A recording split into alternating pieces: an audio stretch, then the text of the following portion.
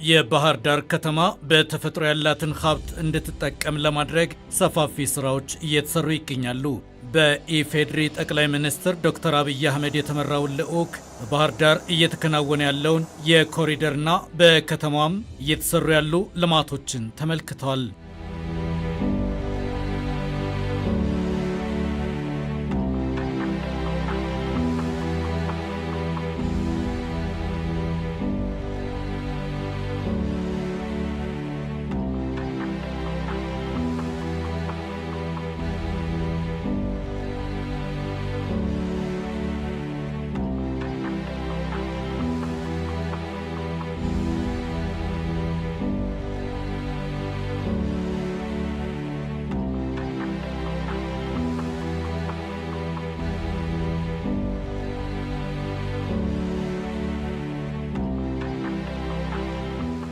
በባህር ዳር የኮሪደር ልማት በልዩ ትኩረትና እይታ እየተከናወኑ ካሉ የኮሪደር ልማት ስራዎች መካከል የጣና ሐይቅን በከተማዋ እየተሰሩ ካሉ ሌሎች ልማቶች ጋር የተሳሰረ እንዲሆን ማድረግ ይገኝበታል። ከዚህ በተጨማሪም የባህር ዳር ነዋሪ ሁሉ የጣናን ነፋሻ አየርና ሌላም ተፈጥሯዊ በረከት እንዲያገኝ እድል ማመቻቸት በኮሪደር ልማቱ ልዩ እይታ የተሰጠው ነው።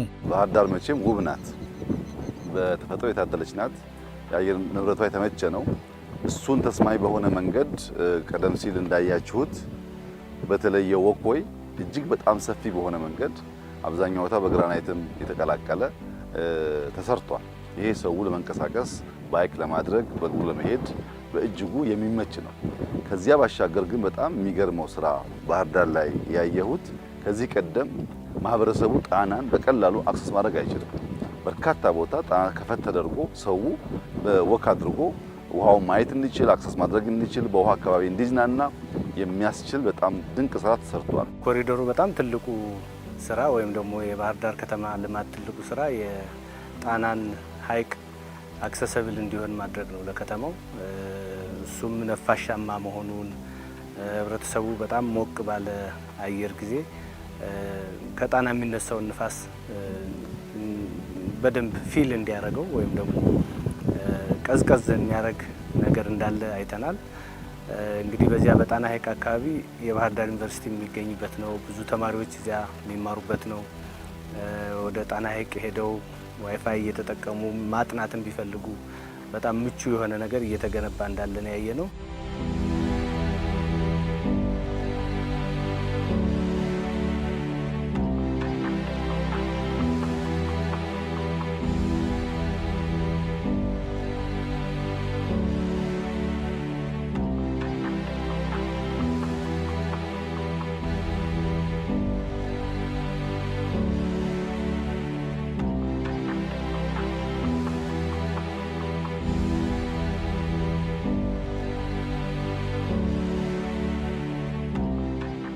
ባህር ዳር እየተከናወነ ያለው የኮሪደር ልማት የቱሪስት መዳረሻዎች ማስፋፊያ ከዚህ በፊት የተገነቡትን የቱሪስት መዳረሻዎች ለማስተሳሰር ጉልበት እንደሚሰጥም ጠቅላይ ሚኒስትር ዶክተር አብይ አህመድ ተናግረዋል። ኮሪደር ልማት የምንለው የገበታ ፕሮጀክቶች የምንላቸው ለየብቻ ሲቆሙ አይላንድ ናቸው። እነሱ ሲገናኙ ነው የሀገርን ውበት፣ የከተማን ውበት፣ የከባቢን ውበት ከፍ አድርጎ የሚያሳዩት። እንደምታስታውሱት ጎንደር ላይ ፒያሳ አካባቢ እስከ ኤርፖርት የጀመርነው የኮሪደር ስራ አለ። ከጎንደር ኤርፖርት እስከ ጎርጎራ ያለው መንገድ እምብዛም ሩቅ የሚባል የአንድ ሰዓት መንገድ ነው። ራሱ ጎርጎራ ደግሞ ውብ ተሰርቷል። ከጎርጎራ ደግሞ እዚህ ጣና ባህር ዳር ድረስ ያሳስረዋል። ይሄኛው እዚህ ጋር የምናየው ሆቴል ልክ ጎርጎራ የተሰራው ሪፕሊካ ነው ባህር ዳር ላይ ያለው። እነዚህ ሲገናኙ ወደ ከተማው ደግሞ ሲወጣ ባህር ዳር መቼም ውብ ናት።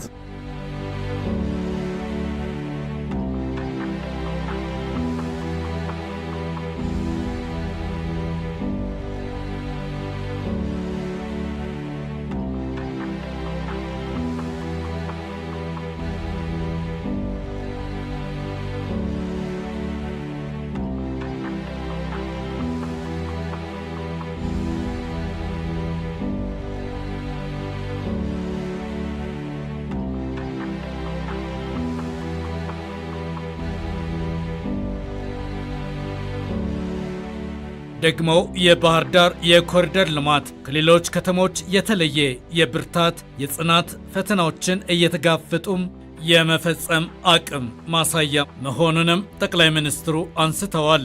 የባህር ዳር ለየት የሚያደርገው ሬዚሊየንስ ማሳያ ነው። በችግር ውስጥ በፈተና ውስጥ ቢሆን ማልማት እንደሚቻል፣ በችግር ውስጥ ቢሆን ስራ መስራት እንደሚቻል የሚያሳይ ከተማ ነው። አርባ ምንጭ ተሰርቷል፣ የኮሪደር ስራ ተጀምሯል። ነገር ግን ሰላሙ በአንጻራዊ የተሻለ ነው። ጅማ ተሰርቷል፣ በአንጻራዊ የተሻለ ነው። ባህር ዳርም በእነሱ ፔስ ሲሰራ ማየት በችግር ውስጥም ቢሆን ህልም ካለ ትጋት ካለ ከባቢ መለወጥ ልማት ማምጣት እንደሚቻል የሚያመላክት ሆኖ ያገኘሁትና ተፈጥሮ ውብ ነው። መቼም ይሄን ውሃ እንዲሁ ዝም ብለን ልንተወው አንችልም።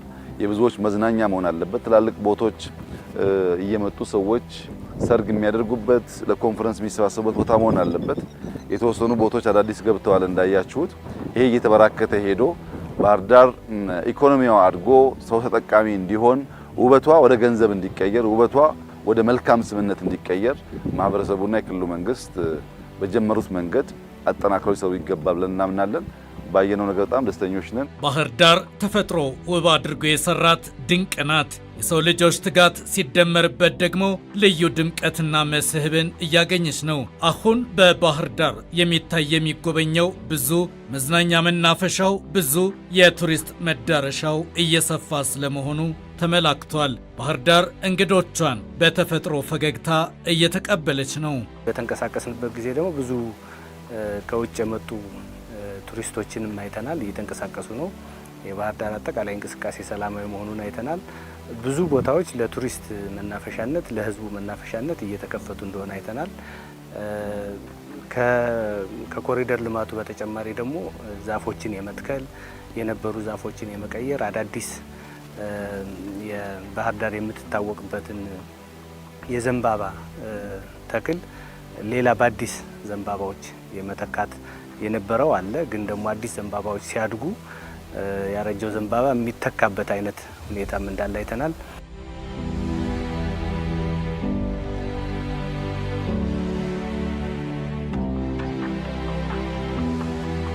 ባህር ዳር የኮሪደር ልማትና አጠቃላይ ከተማዋን የማልማት ሂደት ስራው በልዩ አመራር የመከወኑ ማሳያ እንደሆነም ጠቅላይ ሚኒስትሩ አንስተዋል። የስራው አጠቃላይ ውጤት ድልድዩን ወስደን ይህንን የጎርጎራ ሬፕሊካ እዚህ ያለው ወስደን የተሰራበት መንገድ ስናይ የአመራር ትጋት፣ የአመራር ጥረት፣ የአመራር ቪዥን በግልጽ ይታያል። ክቡር ፕሬዝዳንቱ ስራውን የጀመሩት ከቢሮአቸው ነው።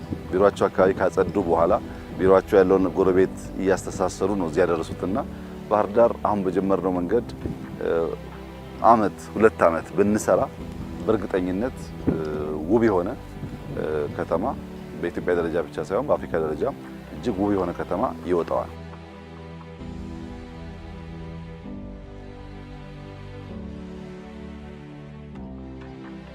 በባህር ዳር የኮሪደር ልማትና በአጠቃላይም በሌሎች የልማት ስራዎች ከተማዋ ወደ አዲስ የልማት ምዕራፍ እየተሸጋገረች ለመሆኗ ማሳያው ብዙ ነው። ባህር ዳር ውብ ከተማ ብቻ አይደለችም።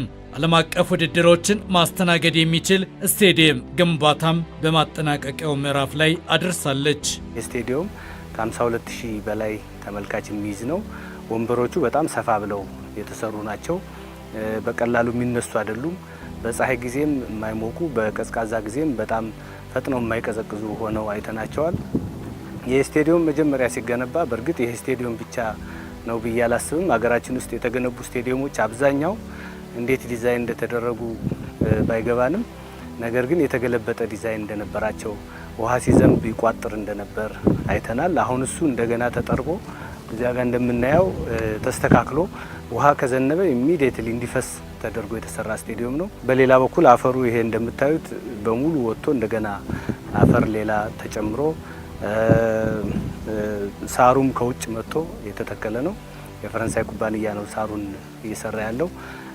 ይሄ ሳር እና ይሄ ሜዳ ሲሰራ ደግሞ በጣም በተወሰነ ደቂቃ ውስጥ የዘነበ ዝናብም ካለ ጨዋታም ካለ እንዳይቋጥር የሚያደርግና በየቦታው ድሬኔጅ ያለውና የሚወርድ መፋሰሻ ያለው ፈጥኖ የሚደርቅ አይነት ሜዳ ሆኖ የተሰራ ይሄ ብቻ ሳይሆን ደግሞ 2 ሌሎች ሜዳዎች አሉ። የመለማመጃ ሜዳም ናቸው። ጨዋታም ማጫወት የሚችሉ ስታንዳርዳቸውን የጠበቁ ናቸው። የባህር ዳር ስቴዲየም በልዩ ጥንቃቄ በልዩ ኢንቨስትመንት የካፍንም የፊፋንም መስፈርቶች ባሟላ መልኩ ተገንብቶ በመጠናቀቂያው ምዕራፍ ላይ ደርሷል። ይሄ ስቴዲየም ሲሰራ ዙሪያውን ያለው የመሮጫ ትራክ እንዳይበላሽ በጣም ትልቅ ነገር ተሰርቷል። ድልድይ ተሰርቶለት ይሄ ሁሉ አፈር ሲወጣና አዲስ አፈር ደግሞ ሲገባ በድልድይ ላይ ሄዶ ትራኩ እንዳይበላሽ ተደርጎ ነው የተሰራ። የተወሰነ ጥገና ሊያስፈልገው ይችላል። ትራኩ ግን ብዙ ነገሩ በጣም ጥሩ ሆኖ የተሰራ ነው። ከምንም በላይ ደግሞ የካፍም የፊፋም ስታንዳርድ የጠበቀ ሆኖ እንዲሰራ ተደርጓል።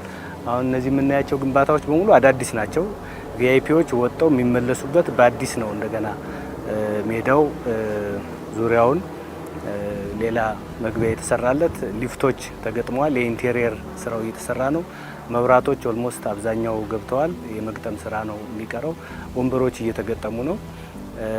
እንግዲህ በጣም ብዙ ነገር በጣም ጥሩ ነው። ሀገራችን 2029 ላይ የአፍሪካ ዋንጫ ለማዘጋጀት ጥያቄ አቅርባለች። እንግዲህ ከተፈቀደ አንዱ መዳረሻ ባህር ዳር ይሆናል ብለን እናስባለን። ባህር ዳር ዙሪያ ደግሞ እነ ጎርጎራ የተሰሩ ሎጆች አሉ። እንዲሁም ደግሞ ጎንደር ፋሲል በደንብ በሚገባ ታድሷል። ጢስ አባይ አለ፣ መንገዱ እየተሰራ ነው። እነዘግ ያሉ እሱም መንገዱ እየተሰራለት ነው። ብዙ የቱሪዝም መዳረሻ ቦታዎች በባህር ዳር አካባቢ ያሉ። ከዚያም ባለፈ ደግሞ ከአዲስ አበባ ባህር ዳር ቱሪስት መጥቶ ከዚያ በኋላ ወደ ሰሜን ወደ ጎንደር ወደ አክሱም መሄድ ቢፈልግ በዚህ እንዲሄድና እዚህ ደግሞ የተወሰነ ጊዜ እንዲያጠፋ የሚያደርግ ነገር ነው። ይሄን ስቴዲየም እንግዲህ ወደፊት እያሰብን ያለ ነው። ሌሎች የአፍሪካ ብቻ ሳይሆን የዓለም ታላላቅ ክለቦች አገራቸው ላይ ኳስ የማይጫወቱበት ዘመን አለ። የበረዶ ዘመን ሲሆን በጣም ከፍተኛ ሙቀት ሲሆን ከቤት በማያስወጣበት ጊዜ ትሬኒንጋቸውን እዚህ መጥተው እንዲሰሩ ለማድረግ በጣም ትልቅ ተስፋ ያለው ስቴዲየም ነው። ላንድስኬፑ ዙሪያውን አይታችሁት ከሆነ በደንብ ሳሩም ተተክሏል። ዛፎች እንግዲህ አንድ ክረምት ካለፈ በኋላ ለውጡን የምናየው ይሆናል። ወኮዎች ተሰርተዋል። ሁሉ ነገር የቻለ ስቴዲየም ነው። ከ80 በላይ ሱቆች አሉት። ዙሪያውን 11 አካባቢ ካፌዎችና ሬስቶራንቶች አሉት። ስለዚህ ስቴዲየሙ ኳስ ለማጫወት ብቻ ሳይሆን ሰው ለመዝናናት እና ገብቶ ተዝናንቶ የሚወጣበት እቃ ገዝቶ የሚሄድበት እና የሚጎበኝ ራሱ አንድ የቱሪስት መዳረሻ ማዕከል ይሆናል ብለን እናስባለን። አሁን የሚቀረው የጀመርናቸውን ስራዎች ጥንቅቅ ማድረግ፣ ወክዌውን፣ ባይክ ሩቱን፣ የተከልናቸው ዛፎች አንዳንድ ቦታ ኦርደር ሊያኖት ማስተካከል፣ ድልድዩን ከውሃው፣ ውሃውን ከሆቴሎቹ፣ ሆቴሎቹን ከወክዌው ማገናኘት። አንድ ሰው ሲመጣ ያረፈበትን ቦታ ብቻ ሳይሆን እንዳሻው ከተማውን ተንቀሳቅሶ ማየት እንዲችል፣ ጣና ጋር መዝናናት እንዲችል ኮኔክቲቪቲ በጣም ኢምፖርታንት ነው። ሎቶቹ ያምራሉ። ወክዌው ራሱ በጣም ነው የሚያምረው። ይሄ ሆቴል መቼም በጣም ውብ ተደርጎ የተሰራው ውሃው እንደምታዩት ነው። ዛፎቹ ያምራሉ። ከዚህ ቀደም የተመረቀው ድልድይ በጣም ነው የሚያምረው። ስታዲየሙን አይታችሁት ከሆነ በጣም የሚያምር ነው የስታዲየሙ ስራ። ይሄ ለስፖርት፣ ለቱሪዝም፣ ለኮንፈረንስ ከበቂ በላይ ሴንተር የሚሆን ከተማ ነው በብዙ መልኩና የተጀመረውን ጅማሮ ማጠናከር ያስፈልጋል።